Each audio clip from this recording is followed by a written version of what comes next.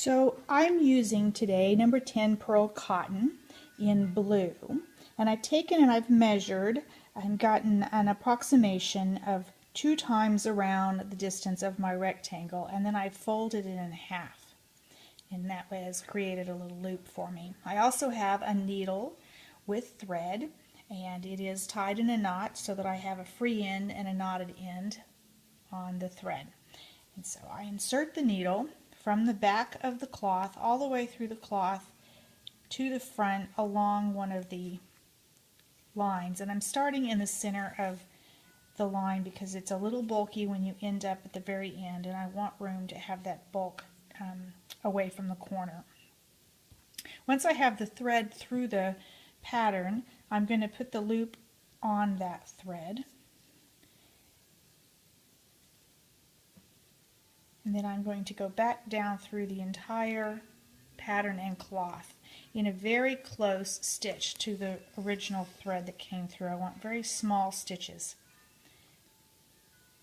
So now I've anchored that loop, and I'm going to move it now out of the way and come up again from the back side of the cloth all the way through the paper pattern on the line. And this is a little tricky, and sometimes you have to poke numerous holes to find that line. It does get easier after you've gotten started. Come up through from the back, pull the thread through.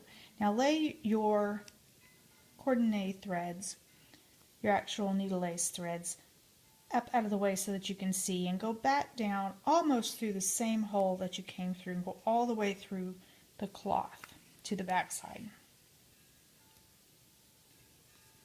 And now, as you can see, hopefully, I have made a stitch across the two threads.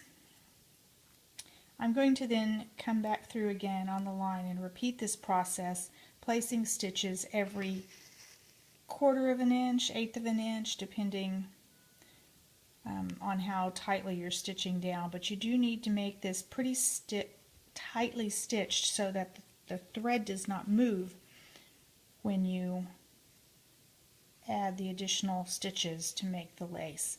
And you can now move the thread out of your way to see what you're doing and stitch only from the top side and take small running stitches, catching that thread as you go.